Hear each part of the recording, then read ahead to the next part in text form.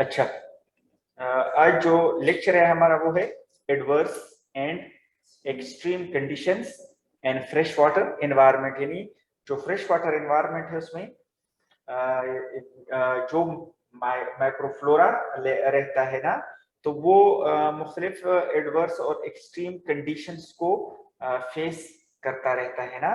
तो अब वो उस एनवायरनमेंट में वो चूंकि उनका हैबिटाट होता है, उधर वो रहते हैं ना, तो किस तरह जो है वो फिर उस एक्सट्रीम एनवायरनमेंट के साथ क्या करते हैं, अपने आप को एडजस्ट करते हैं। अच्छा, जो कहते हैं कि जो फ्रेश वाटर एनवायरनमेंट्स है ना, इसमें डाइवर्स फिजिकल और केमिकल कंडीशंस पाई जाती हैं। ठीक है, मीन्स कि जो फिजिकल एनवायरनमेंट होता है और जो केमिकल एनवायरनमेंट होता है वो फ्रेश वाटर एनवायरनमेंट्स का क्या होता है, चेंज होता रहता है, यानी कांस्टेंट नहीं होता। जिस तरह फॉर एग्जांपल आप लोग कहते हैं कि उनका पीएच अप और डाउन होता है ना, पीएच चेंज हो जाता है ना। किसी एनवायरनमेंट में पीएच ज्यादा होता है, किसी एनवायरनमेंट में पीएच लो होता है। इसके अलावा जो है अगर हम टेम्परेचर की बात करें तो आप लोगों ने स्टेटिफिकेशन में पढ़ा ना कि लेयर्स में भी आप लोग टेम्परेचर को भी देखते हैं ना। तो किसी जो है जो टॉप लेयर्स है उनका टेम्परेचर ज्यादा होता है, जो बॉटम लेयर्स होते हैं ना उनका टेम्परेचर क्या होता है, कम होता है ना। तो इस तरह जो है ये टेम्परेचर के बेस पे वेरिएशंस आती हैं उनके लिए ना। इसके अलावा इवन रेडिएशंस के हवाले से भी अगर हम देखें ना, जो सोलर रेडिएशंस हैं, अब जो टॉप लेयर्स पे होते हैं वो ज्यादा फेस करते हैं सन रेस को, सन रेडिएशंस को, और जो बिलो होते हैं वो कम से कम एक्सपोज होते हैं उनको। ये इवन कुछ एनवायरनमेंट इस तरह होते हैं जहाँ पे आयन एक्सचेंज वगैरह ज्यादा होती है, ठीक है, कहीं पे कम होती है कहीं पे ज्यादा होती है। तो ये क्या है, डाइवर्स वो एनवायरनमेंट्स हैं जहाँ पे ये फिजिकल और केमिकल कंडीशंस को माइक्रोब क्या करते हैं, फेस करते हैं, ठीक है। और इस तरह जो है इसी एनवायरनमेंट में फिर क्या करते हैं कि जो माइक्रोबियल ग्रोथ है, उनकी मेटाबॉलिक एक्टिविटीज हैं, ये जो है फिर क्या हो जाती हैं, लिमिटेड हो जाती हैं उस एनवायरनमेंट में, ठीक है। यानी उन पे क्या होता है, एनवायरमेंटल इफेक्ट होता है ना, एनवायरनमेंट उन पे इफेक्ट करता है। तो इस वजह से जो है फिर अगर उनके लिए वो एनवायरनमेंट सुटेबल नहीं होता ना, तो फिर वो क्या होते हैं, उनकी एक्टिविटीज, मेटाबॉलिक एक्टिविटीज लिमिटेड हो जाती हैं, ठीक है। और इसके अलावा कहते हैं कि ये जो फॉर एग्जाम्पल उस पर ये इफेक्ट है ना, कहते हैं कि for varying periods of time very the seasonal cycle, यानी एक सीजनल साइकिल चलता है तो उसमें ये उन पे ये जो इफेक्ट्स होते हैं ना एनवायरनमेंट के या फ्रेश वाटर हैबिटाट के ना, तो ये फिर क्या होते हैं, वो वेरिंग पीरियड्स के लिए होते हैं, टाइम टू टाइम चेंज होते रहते हैं ना, ठीक है। क्योंकि एनवायरनमेंट उनका टाइम टू टाइम चेंज होता है, गर्मियों में एक एनवायरनमेंट होता है, सर्दियों में दूसरा एनवायरनमेंट होता है। तो इसके साथ साथ जिस तरह हमने फिर फर्दर जो है वाटर टर्नओवर का भी पढ़ा ना, कि वाटर टर्नओवर भी होता है जिसमें क्या होता है, प्रॉपर मिक्सिंग होती है। तो इस वजह से जो है ये फिर उनके एनवायरनमेंट जो है वो भी उसके साथ साथ वक्त के साथ साथ ग्रेजुअली वेरी करते हैं ना। अच्छा, फिर कहते हैं कि कुछ केसेस में ये जो एडवर्स कंडीशंस हैं, कहते हैं कि ये एक्सट्रीम हो जाती हैं, ठीक है, बहुत ज्यादा एक्सट्रीम हो जाती है उनके लिए ना। और इसके साथ साथ कहते हैं कि normal environment is incompatible for most of the life. For example अगर उनके लिए वो एनवायरनमेंट क्या हो जाता है, बहुत ज्यादा जो है वो सीवियर हो जाता है, एक्सट्रीम हो जाता है, तो फिर वो कंपेटेबिलिटी नहीं कर पाते, ठीक है। जिस तरह आप लोग देखते हैं मोस्टली ना कि फॉर एग्जाम्पल अगर वाटर का टेम्परेचर ज्यादा हो जाता है, तो अगर वो थर्मोफिलिक है तो सर्वाइव कर जाएंगे, अगर थर्मोफिलिक नहीं है तो नहीं करेंगे। इस तरह अगर टेम्परेचर बिलो हो जाए, ठीक है, यानी डाउन हो जाए 4 डिग्री सी, 0 डिग्री सी तक पहुंच जाए, तो अब अगर वो सैक्रोफिलिक है ठीक है, अपने आप को उस एनवायरनमेंट के साथ एडजस्ट कर सकते हैं ना उस लो टेम्परेचर पे, तो ठीक है, वरना वो इनकी इनकम्पेटेबल हो जाता है। ठीक है, फिर वो उधर क्या सरवाइव नहीं कर पाएंगी ना। तो ये जो है अब इस बेस पे कहते हैं कि एक्सट्रीम कंडीशंस, ठीक है, एक्सट्रीम कंडीशंस में ये भी हो जाता है कि फॉर बाज औकात साल्ट कंसंट्रेशन किसी जगह पे ज्यादा हो जाती है, किसी जगह पे कम हो जाती है ना, तो ये फिर इनकम्पैटिबल हो जाते हैं उनके साथ, एनवायरनमेंट के साथ ना। और इवन ऑक्सीजन के बेस पे भी होता है ना कि ऑक्सीजन किसी इन्वायरमेंट में ना ऑक्सीजन ज्यादा होता है तो फॉर एग्जांपल उधर एरोबिक ग्रोथ आ जाती है, अगर कहीं पे ऑक्सीजन नहीं है तो एरोबिक बैक्टीरिया उधर ग्रो नहीं करते ना, उधर एनएरोब्स ग्रो करते हैं। अच्छा, इसके साथ साथ कहते हैं कि absence of oxygen might be regarded as extreme situation, तो ये ऑक्सीजन जो है इसको भी हम क्या करते हैं, एक्सट्रीम सिचुएशंस में रखते हैं ना, कि अगर ऑक्सीजन एब्सेंट है, ठीक है, इनएरोबिक एनवायरनमेंट है, तो ये क्या है, एक्सट्रीम कंडीशंस होती हैं। और इधर जो एनॉक्सिक नाइट्रेस होती है मींस कि वो ऑर्गेनिजम्स जो एनएरोबिक होती हैं, एनॉक्सिक होते हैं, ऑक्सीजन को यूटिलाइज नहीं करती, कहते हैं कि वो इधर क्या होते हैं, वाइड स्प्रेड होते हैं। ठीक है, तो इस तरह जो है ये कहते हैं कि ये जो एनवायरनमेंट्स है ना ऑक्सीजन पे बेस करती हैं। अच्छा, अब फॉर एग्जाम्पल अगर हम ऑक्सीजन वेरिएशंस को देखें, ऑक्सीजन कंसंट्रेशन की वेरिएशंस को देखें, तो इस बेस पे हमारे पास जो ऑर्गेनिजम्स हैं ये 2 कैटेगरीज में फॉल करते हैं, कौन से, एरोबिक और एनेरोब्स ना।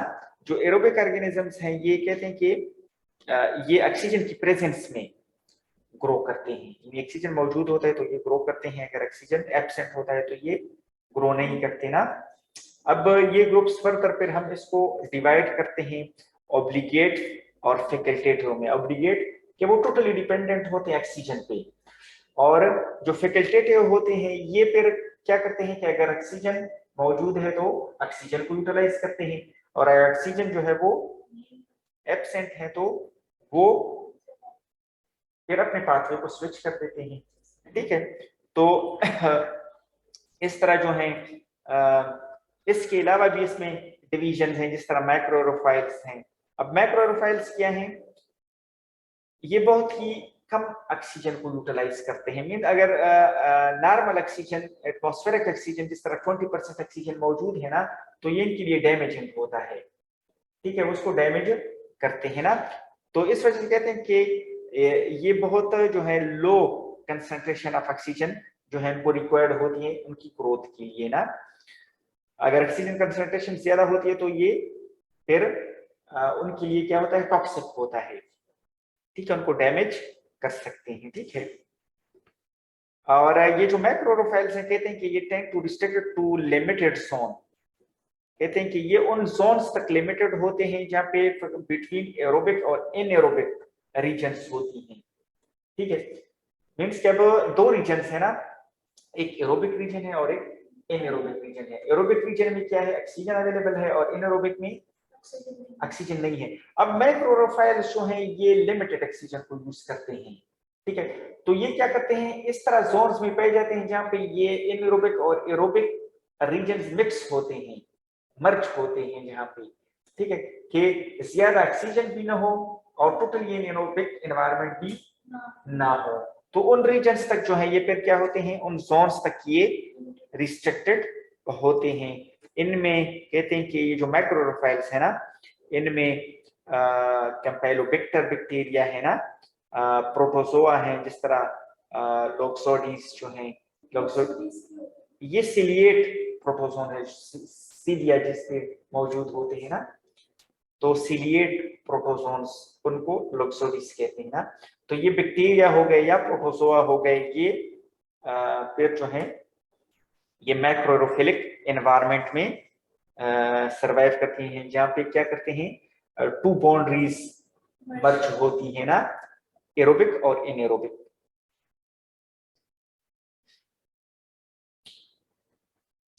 अच्छा, कहते हैं कि ये जो क्लोज एसोसिएशन है ना इनका, ये जो एरोबिक और इनएरोबिक क्लोज एसोसिएशन है बैक्टीरिया का ना, कहते हैं कि ये कहते हैं मुख्तलिफ प्रोसेसेस के लिए भी एनवायरनमेंट होता है ना, जिस तरह फॉर एग्जाम्पल बायोकेमिकल साइक्लिंग होती है ना।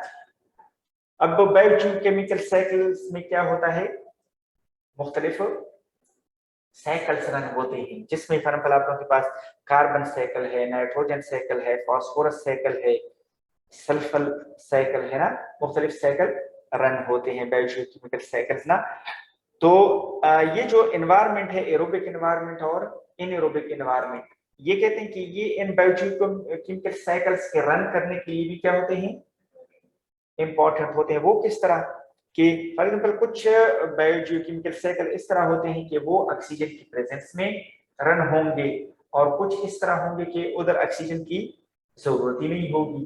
ठीक है, जिस तरह कार्बन साइकिल में मोस्टली जो ऑर्गेनिक मैटर वगैरह डिग्रेड होता है उधर ऑक्सीजन की रिक्वायरमेंट्स होती हैं, लेकिन मोस्टली जब नाइट्रोजन फिक्सेशन होती है तो उधर ऑक्सीजन की जरूरत नहीं होती। इसके अलावा सल्फर साइकिल इस तरह है कि उधर भी ऑक्सीजन की जरूरत नहीं होती ना। तो इस तरह कहते हैं कि ये जो खुद सल्फर रिड्यूसिंग बैक्टीरिया है वो फिर सल्फर को रिड्यूस करते हैं, उनको ऑक्सीजन यूटिलाइज नहीं करते, तो ये एनारोबिक एनवायरनमेंट में ग्रो करते हैं ना। तो ये अब कंडीशंस जो है वो चेंज होती हैं, तो कहते हैं कि ये इंपॉर्टेंट होते हैं। ठीक है, ये जो उनके डिफरेंट नेचर्स है ना, यानी जो माइक्रोब्स जो बैक्टीरिया जो हैं डिफरेंट जो नेचर्स हैं या उनके हैबिटाट्स हैं, तो अब ये इंपॉर्टेंट होते हैं रन करने के लिए, बायोकेमिकल साइकिल्स को रन करने के लिए इंपॉर्टेंट होते हैं। ठीक है, और इसके अलावा कहते हैं कि जो बैक्टीरियल इनएरोबिक डिकम्पोजर्स हैं, ठीक है, यानी वो क्या करते हैं इनएरोबिक डिकम्पोजर्स, वो ऑक्सीजन की गैर मौजूदगी में क्या करते हैं, डिकम्पोजिशन करते हैं। ये भी कहते हैं कि इंपॉर्टेंट होते हैं इन साइकिल्स के लिए ना। ठीक है, और इसके अलावा कहते हैं कि and the two words relay and depends on each other. Two words means aerobic और एनारोबिक दोनों बैक्टीरिया हैं, कहते हैं कि ये डिपेंड करते हैं ना, और ये इस साइकिल्स को रन करने के लिए ये दोनों का होना जरूरी है, एरोबिक और एनारोबिक दोनों का होना जरूरी है। फॉर एग्जाम्पल ना एक स्टेज पे ऑक्सीजन चाहिए होता है, एक स्टेज पे नहीं चाहिए होता, और मोस्टली आप लोग देखते हैं जिस तरह फॉर एग्जाम्पल कोई भी साइकिल आप लोग पढ़ते हैं ना, तो उसमें क्या होता है कि डिफरेंट माइक्रोब्स जो हैं एक सबस्ट्रेट को दूसरे प्रोडक्ट में कन्वर्ट करने के लिए ना मुख्तलिफ ऑर्गेनिजम्स चाहिए होते हैं। ठीक है, जिस तरह अगर आप लोग नाइट्रोजन साइकिल को देखें तो हर स्टेप पे जो है मुख्तलिफ किस्म के बैक्टीरिया इन्वॉल्व हो जाते हैं, किसी स्टेप पे एरोबिक इन्वॉल्व हो जाते हैं तो किसी स्टेप पे एनारोबिक इन्वॉल्व हो जाते हैं।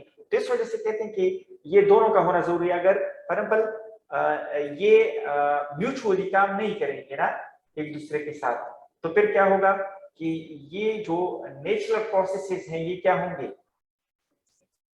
ये डिस्टर्ब होंगे। ठीक है,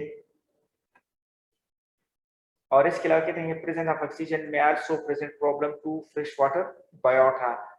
अब इसमें प्रॉब्लम्स भी कुछ फेस करते हैं, जिस तरह हमने पीछे भी डिस्कस किया एनारोबिक जो होते हैं ना, इसमें सम बायोलॉजिकल प्रोसेस जिस तरह फॉर एग्जांपल नाइट्रोजन फिक्सेशन है ना, और ये नाइट्रोजिनेज एंजाइम के थ्रू होता है, और ये एनारोबिक कंडीशंस में होता है। तो ऑक्सीजन प्रेजेंट होता है तो प्रॉब्लमेटिक होता है इनके लिए ना, क्योंकि ऑक्सीजन की प्रेजेंस जो है वो नाइट्रोजिनेज एंजाइम को क्या करते हैं, इनहिबिट करते हैं। ठीक है, तो अब ये जो ऑर्गेनिजम्स होते हैं ये क्या करेंगे, ये फिर एनारोबिक कंडीशंस पे ग्रो करेंगे। ठीक है, और इसके अलावा कहते हैं एक्सेसिव लेवल ऑफ ऑक्सीजन में आकर in lakes during algal bloom formation. Algal bloom ये जो अलजी होते हैं ये आप लोगों ने देखे होंगे बाज़ औक़ात लेक्स पे, वो जो इस तरह लगते हैं जिस तरह ग्रीन कारपेट बिछा होता है। हाँ ठीक है, तो ग्रीन कारपेट की शक्ल में ये आप लोगों को नजर आते हैं ना। तो अब कहते हैं कि फॉर एग्जाम्पल उधर जो है फिर ऑक्सीजन एक्सेसिव अमाउंट में होगा, ठीक है, जहाँ पे अलगल ब्लूम फॉर्मेशन होती है ना, क्योंकि वो क्या करते हैं, ऑक्सीजन को रिलीज करते हैं, फोटोसिंथेटिक होते हैं ना, तो क्या करेंगे, ऑक्सीजन को रिलीज करेंगे, लाइब्रेट करेंगे ड्यूरिंग फोटोसिंथेसिस, यानी जब उनमें फोटोसिंथेसिस होती है तो ऑक्सीजन को वो लोग लाइब्रेट करेंगे, और इस तरह जो है वो जो सरफेस वाटर है वो क्या होगा, सुपर सैचुरेट होगा, ठीक है। तो इस पॉइंट की समझ आ गई? अच्छा, ऑनलाइन बच्चे समझ आ रही हैं? जी sir. Yes sir. Yes sir. अच्छा, इसके अलावा जो है सेकंड पॉइंट न्यूट्रिएंट अवेलेबिलिटी है, ठीक है।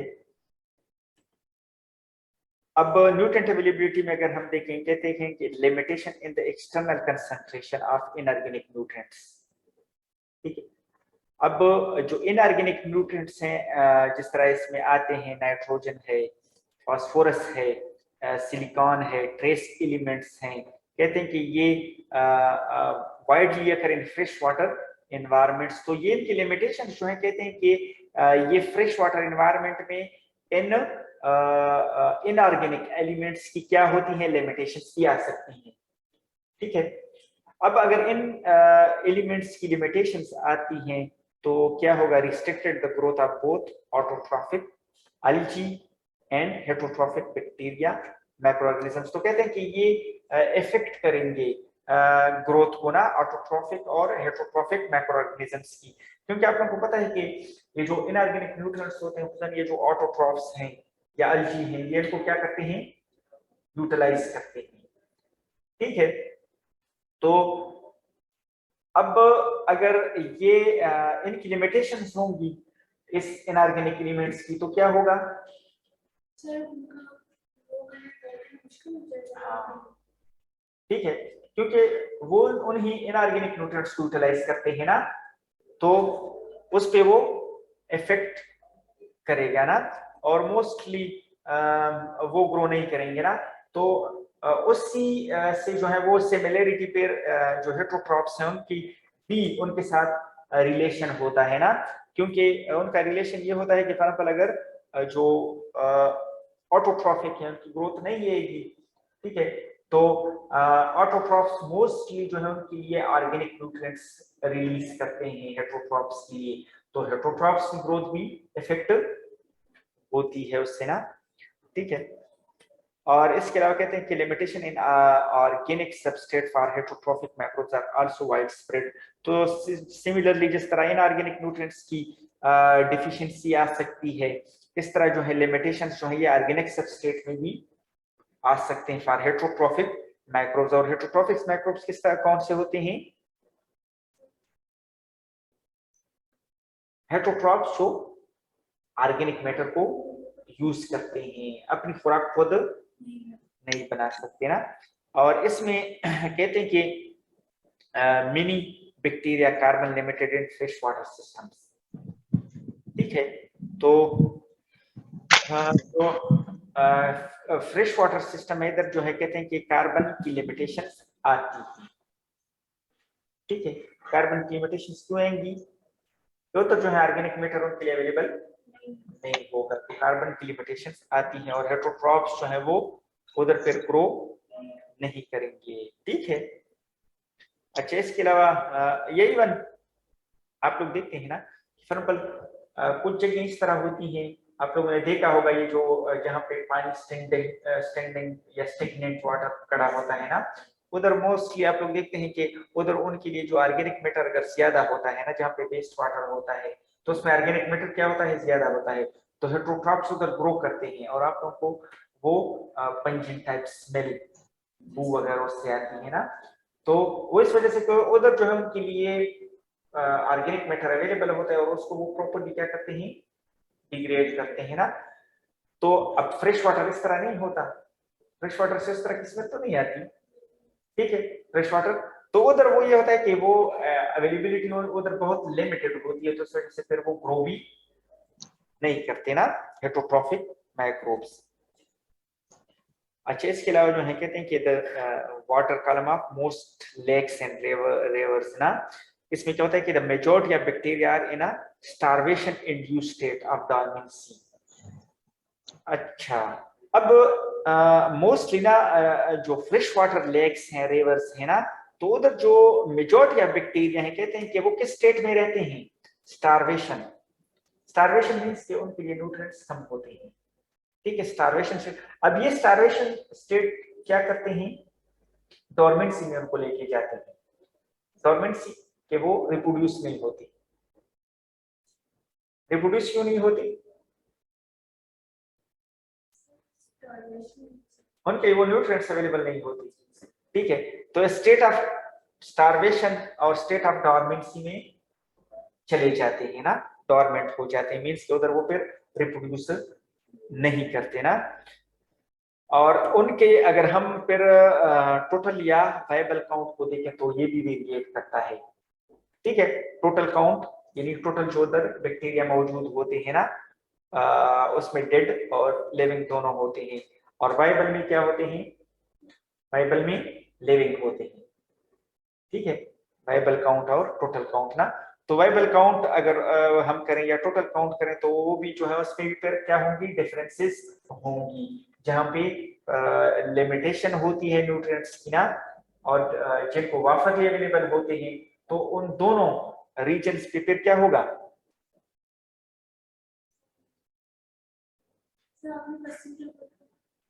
मीन्स के वो जो टोटल और वायबल काउंट है ना, तो जहाँ पे लिमिटेशंस होती हैं या जहाँ पे एक्सेसिव अमाउंट में अवेलेबल होता है, तो दोनों जगह पे डिफरेंस आ जाता है ना, तो वायबल काउंट में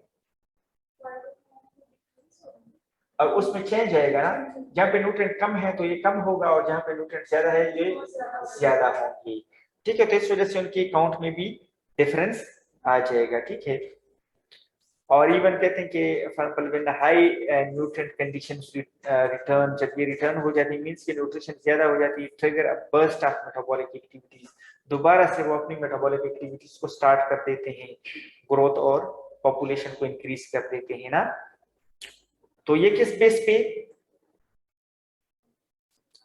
क्योंकि न्यूट्रिशन अवेलेबल हो जाती है।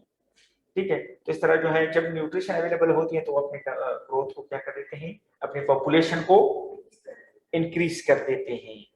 ठीक है, तो ये न्यूट्रिएंट अवेलेबिलिटी पे डिपेंडेंट होता है। ठीक है, और इस तरह जो है हुसन जो ग्राउंड वाटर माइक्रो ऑर्गेनिजम्स होते हैं, ग्राउंड वाटर जो ज़ेर जमीन पानी होता है ना, इधर कहते हैं कि ये जो माइक्रोब्स हैं कहते हैं present in biofilm at the surface of sediments या पार्टिकल, जहां पे सेडिमेंट्स और पार्टिकल जो ज़ेर जमीन पानी है, तो ये माइक्रोब्स जो है फिर उनके साथ क्या करते हैं? बायोफिल्म की फॉर्मेशन कर लेते हैं। ठीक है, और इसमें कहते हैं कि इसमें इंक्लूड होते हैं बोथ लिथोट्रॉफिक और हेटरोट्रॉफिक ऑर्गेनिज्म। हाँ, लेथो जो है ये इनऑर्गेनिक न्यूट्रिएंट्स को यूज करते हैं और हेट्रो ऑर्गेनिक न्यूट्रिएंट्स को यूज करते हैं। कहते हैं कि ये जो लिथोट्रॉफिक बैक्टीरिया है और हेट्रोट्रॉफिक ऑर्गेनिजम्स है ना, ये फिर क्या करते हैं? बायोफिल्म की फॉर्मेशन करते हैं। कहाँ पे? जो अंडरग्राउंड वाटर होता है ना, तो उधर ये फिर बायोफिल्म की फॉर्म में मौजूद होते हैं। और जो लिथोट्रॉफिक ऑर्गेनिजम्स हैं इसमें कहते हैं कि include manganese and iron reducing bacteria. ठीक है, अब लिथोट्रॉफिक इनऑर्गेनिक न्यूट्रिएंट्स को यूज करते हैं ना, तो इसमें फॉर एग्जांपल मैंगनीज है या आयरन है, तो इनको ये क्या कर देते हैं?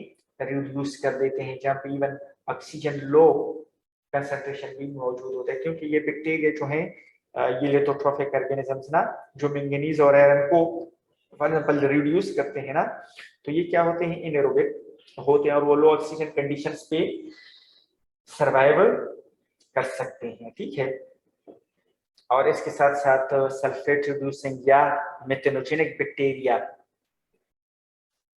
सल्फेट को रिड्यूस करते हैं, अपनी एनर्जी जो है वो क्या करते हैं? सल्फेट्स को रिड्यूस करके लेते हैं ना।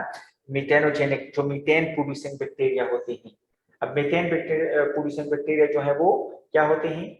एनारोब्स होते हैं, मीथेन को प्रोड्यूस करते हैं एनारोब्स ना। तो ये कहते हैं कि ये फिर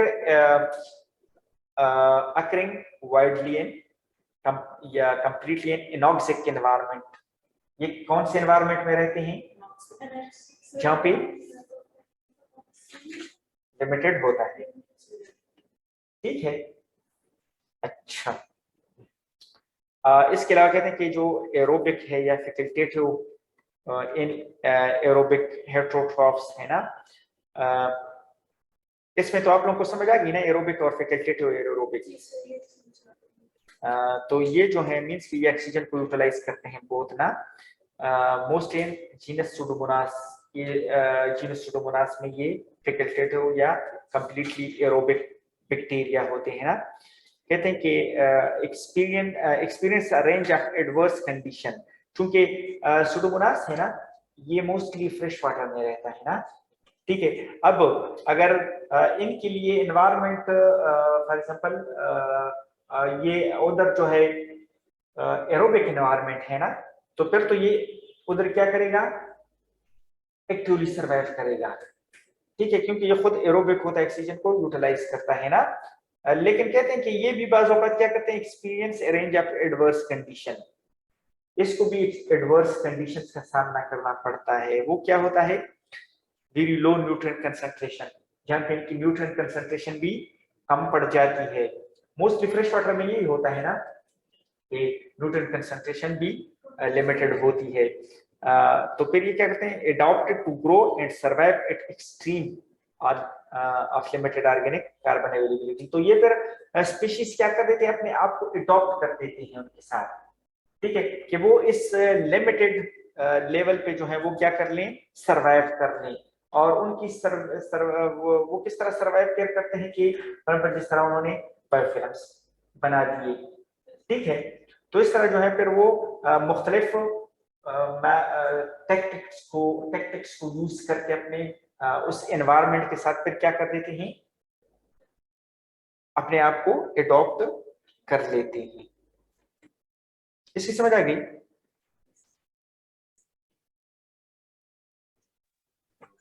अच्छा, इसके अलावा जो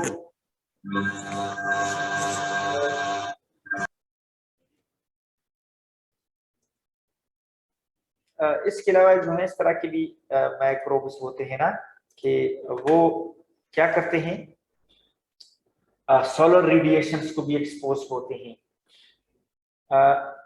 और कहते हैं कि high level of solar radiation must be regarded as normal aspect of many fresh water environments ना। अब जिस तरह जो सोलर रेडिएशन है ना, सन रेज आती हैं, तो अब फ्रेश वाटर एनवायरनमेंट्स में कहते हैं कि ये भी एक नॉर्मल एस्पेक्ट है उनके लिए, वो अपने आप को बचा सकते हैं इससे। वो इस वजह से बचा सकते हैं कि वाटर एनवायरनमेंट होता है ना एक जो है उनके लिए एक इस तरह का एनवायरनमेंट होता है कि उनके लिए एक सेफ एनवायरनमेंट होता है ना।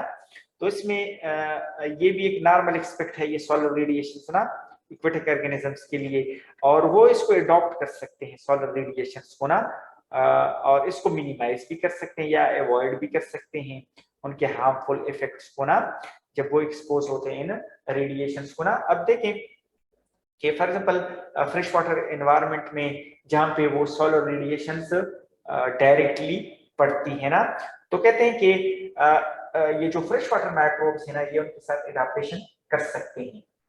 वो क्यों कि फॉर एग्जांपल अब अगर जो सरफेस माइक्रोब्स हैं, अब माइक्रोब्स के पास जो है कुछ इस तरह के भी वो होते हैं ना, हथियार होते हैं ना कि वो अपने आप को बचा सकते हैं। जिस तरह पर वो स्टेट ऑफ बॉयंसी में भी रह सकते हैं, यानी फ्लोटिंग स्टेज पे भी रह सकते हैं और नीचे भी आ सकते हैं, ठीक है। तो फॉर एग्जांपल जहाँ पे वो रेडिएशन ज्यादा है ये नीचे भी आ सकते हैं, ठीक है, नीचे लेयर्स पे भी आ सकते हैं, ऊपर भी जा सकते हैं, इनके पास बॉयंसी का जो फिनोमिनन होता है उसकी थ्रू ना। तो इस तरह जो कहते हैं कि वाटर एनवायरनमेंट में ना ये सोलर रेडिएशंस के साथ ये फिर अपने आप को क्या कर सकते हैं, एडॉप्ट कर सकते हैं, और उसके जो हार्मफुल इफेक्ट्स को जो है ये मिनिमाइज कर सकते हैं या अवॉइड कर सकते हैं, ठीक है।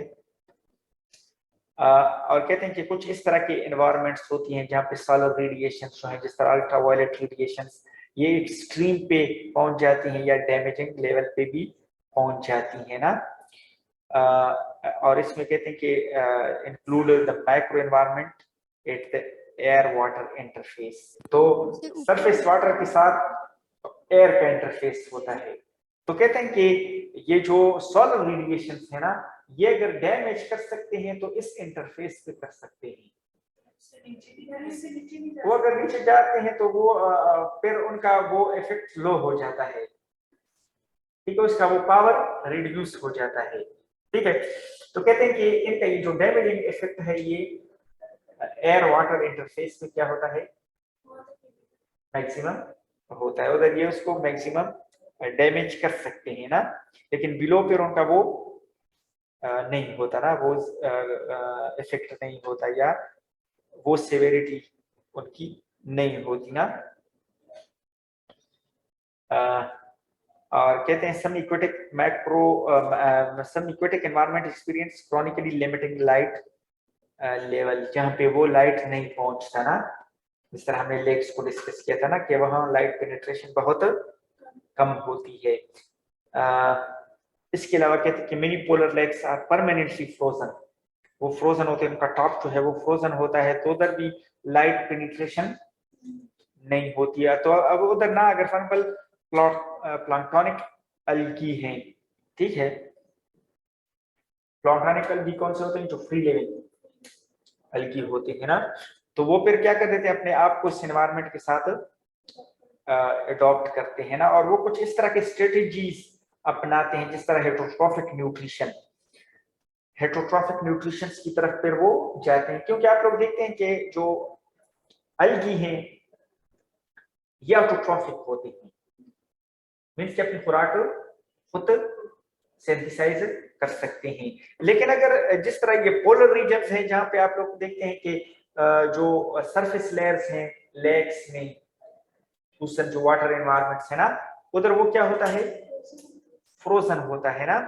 तो उधर फिर क्या होगा कि जो अलगी उधर पाए जाते हैं, ठीक है, तो वो क्या करेंगे कि अब उनको सनलाइट चाहिए, सोलर रेडिएशन चाहिए, ताकि वो क्या कर रहे हैं, अपने फोटोसिंथेसिस कर रहे हैं, ठीक है।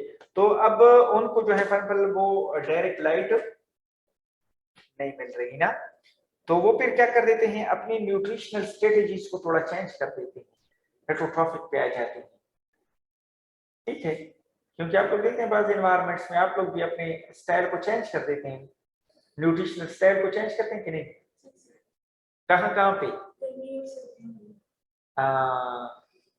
खुराक को चेंज कर देते हैं, या कोई बंदा बीमार हो जाता है तो वो जो है फिर मोस्टली जो है ये कौन सी चीजें खाते हैं, जो नॉन ऑयली चीजें खाते हैं, ठीक है। तो उसने तो सरवाइव करना है किसी तरीके से, हाँ, उनको ये जो है कोई कहते हैं कि नॉन ऑयली चीजें खाएं, चाय शेक पिए, उनके साथ ब्रेड वगैरह खाएं, ये चीजें खाएं ना, तो अब मजबूरन वो यानी नॉर्मल लाइफ में वो चीजें वो पसंद नहीं करता, ठीक, हाँ। लेकिन अब चूंकि सिचुएशन डिफरेंट हो गई है, उन्होंने अपने आप सरवाइव करना होता है, अडॉप्टेशन करनी होती है, तो वो फिर क्या हो जाता है, उस लेवल पे आ जाता है, ठीक है। तो जैसी कंडीशन नॉर्मल हो जाती है वो दोबारा से वो हैबिट्स छोड़ देता है, ठीक है। तो ये जो है माइक्रोब्स भी इस तरह की जो फल उन्होंने जो एग्जांपल दी है ना, प्लांक्टोनिक अलगी क्या ना, कहते हैं कि ये चूंकि इनको ना फिर रेगुलरली सनलाइट अवेलेबल नहीं होता, पेनिट्रेट नहीं कर सकता उधर, तो ये फिर क्या कर देते हैं, अपने आप मूड को चेंज कर देते हैं और हेटरोट्रॉफिक मूड पे आ जाते हैं, ठीक है। टेम्परेचर के बेस पे अगर हम उसको देखें ना, तो सैक्रोफाइल्स भी हैं, थर्मोफाइल्स भी हैं, ठीक है, मीन्स के बीसोफाइल्स भी हैं, ठीक है। तो वो मुख्तलिफ टेम्परेचर्स पे फिर सरवाइव करते हैं, यानी वो ये होता है कि अडॉप्टेशन कर देते हैं, मुख्तलिफ एनवायरनमेंट्स में अपने आप को अडॉप्ट कर लेते हैं ना। तो ये जो टेम्परेचर है ये भी उसके कहते हैं कि determines the growth and survival, ये भी उनके ग्रोथ और सर्वाइवल को डिटरमिन कर देता है ना। और कहते हैं कि each organism में characteristic range of growth। अब आप लोगों को पता है कि जो ऑर्गेनिजम्स है ना वो उनके जो ऑप्टिमम ग्रोथ कंडीशंस वगैरह होती हैं वो भी क्या होती हैं, स्पेसिफिक होती हैं, जिस तरह मिनिमम, ऑप्टिमम और मैक्सिमम टेम्परेचर वैल्यूज होती हैं। अब मिनिमम जो टेम्परेचर होता है उस पे वो मिनिमम ग्रो कर देते हैं या सर्वाइवल कर देते हैं, ऑप्टिमम पे वो बेस्ट करते हैं और मैक्सिमम पे वो इस तरह कम कर देते हैं ना मैक्सिमम टेम्परेचर वैल्यूज। तो ये मुख्तलिफ टेम्परेचर वैल्यूज उनके लिए होती है ना। या इस तरह भी हो सकता है कि मिनिमम टेम्परेचर पे भी कुछ माइक्रोब्स ग्रो करते हैं, ऑप्टिमम पे भी और मैक्सिमम टेम्परेचर पे भी ग्रो करते हैं ना। तो इसमें अगर हम देखें तो सैक्रोफाइल्स हैं और सैक्रोफाइल्स 0 डिग्री सी पे कहते हैं सर्वाइव कर सकते हैं, ग्रो कर सकते हैं, और इनका जो ऑप्टिमम टेम्परेचर है वो 15 डिग्री सी और लोअर होता है ना। यानी अगर 0 डिग्री सी पे भी हो तो वो सर्वाइव कर लेते हैं, और वैसे 15 और बिलो जो है ये उनका वैसे फेवरेबल ऑप्टिमम टेम्परेचर होता है, ठीक है। और ये ऑर्गेनिज्म जो सैक्रोफिलिक है, कहते हैं कि ये ऑर्गेनिजम्स जो है वो readily isolated from Arctic and Antarctic habitats. अब आर्कटिक और एंटार्क्टिक हैबिटेट्स जो है ये क्या है, ये फ्रोजन होते हैं, 0 डिग्री सी उधर होता है ना, कि जो वाटर होता है वो फ्रीज हुआ होता है ना। अब इधर जो है जो ऑर्गेनिजम्स आइसोलेट हुए हैं ना उसमें अलगी हैं, जिसमें क्लेमोडोमोनास है, निवेलिस और बैक्टीरिया हैं, आर्किया हैं, जिस तरह फॉर एग्जाम्पल मीथेनोजेनियम।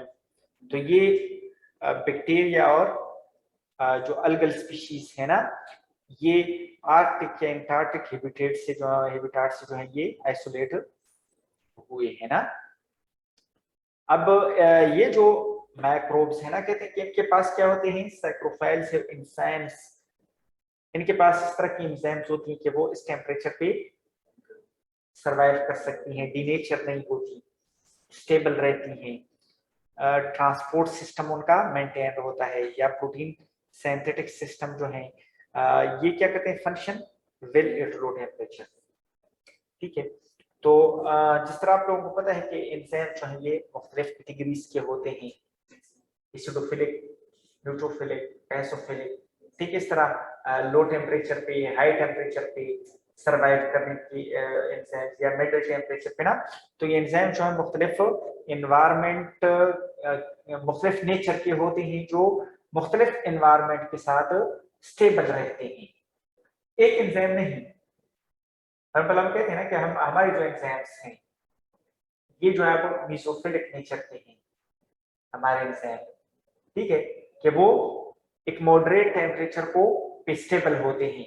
अब अगर एनवायरनमेंट वो टेम्परेचर डाउन हो जाता है तो भी खतरा होता है, और वो टेम्परेचर हाई हो जाता है तो भी खतरा होता है, वो डीनेचर हो जाते हैं, अपने फंक्शन को लॉस कर देते हैं ना। तो इनके पास जो ये जो ट्रांसपोर्ट सिस्टम है, एंजाइम्स हैं, प्रोटीन सिंथेटिक सिस्टम है, ये इस लो टेम्परेचर पे ये एडॉप्ट कर लेते हैं इसको ना। और इनके जो सेल मेम्ब्रेन्स हैं, कहते हैं कि वो रिमेन सेमी लिक्विड, के फॉर पर अगर ये कोल्ड एनवायरनमेंट है ना, कोल्ड एनवायरनमेंट, तो उनके सेल मेम्ब्रेन जो है वो सेमी लिक्विड स्टेट में होते हैं, क्योंकि उनका जो ये जो लिपिड बाइलेयर है ना उसमें अनसैचुरेटेड फैटी एसिड्स ज्यादा होती हैं। अब जो अनसैचुरेटेड फैटी एसिड्स है ना ये लो टेम्परेचर पे जो है वो फ्रीज नहीं होते, ठीक है, फ्रीज नहीं होते ना। तो इस वजह से जो है ये जो माइक्रोब्स हैं इनके जो सेल मेम्ब्रेन्स है ना वो इस तरह मॉडिफाई होते हैं कि उनमें जो अनसैचुरेटेड फैटी एसिड्स हैं वो क्या होते हैं, ज्यादा होते हैं। और जो मीसोफाइल्स हैं उनका रेंज क्या होता है, मीसोफाइल्स का, हाँ ये उनके लिए जो है वो एक रेंज होता है, जिस रेंज पे ये सरवाइव कर सकते हैं, अपने आप को अडॉप्ट कर सकते हैं ना। ये जो 15 to 45 है या 20 to 45 है ना, ये इनके लिए रेंज होता है, एडॉप्टेबल रेंज होता है ना। और कहते हैं कि जो most fresh water micro organisms हैं ये क्या होते हैं, ये इसी कैटेगरी में फॉल करते हैं ना, मेसोफिलिक हैं। और फिर जो थर्ड कैटेगरी है वो क्या है, थर्मोफाइल्स हैं, और वो ग्रो करते हैं किस टेम्परेचर पे, अबव 55 डिग्री सी पे ना। और कहते हैं कि ऑप्टिमम टिपिकली बिटवीन ये 55 टू 65 रेंज में ये जो थर्मोफाइल्स है ना, इनका जो ये टिपिकल रेंज है ना वो क्या है,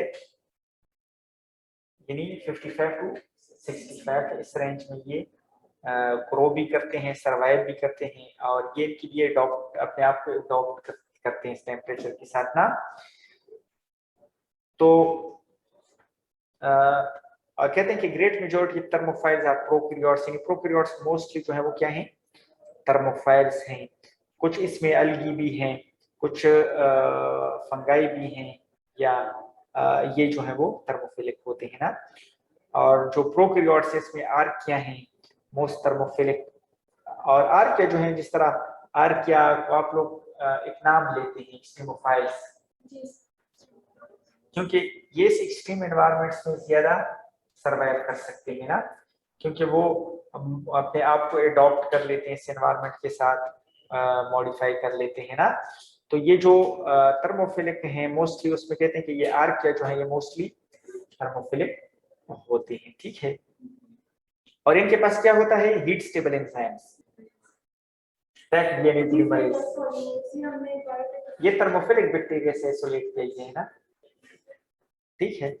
तो कहते हैं कि ये जो थर्मोफाइल्स है ना, ये हीट स्टेबल एंजाइम्स इनके पास होती हैं, या प्रोटीन सिंथेटिक सिस्टम होता है, ठीक है। वो क्या होता है, हीट स्टेबल होता है, यानी हाई हीट पे भी, हाई टेम्परेचर पे भी उनके ये एंजाइम्स क्या होते हैं, स्टेबल होते हैं, ठीक है।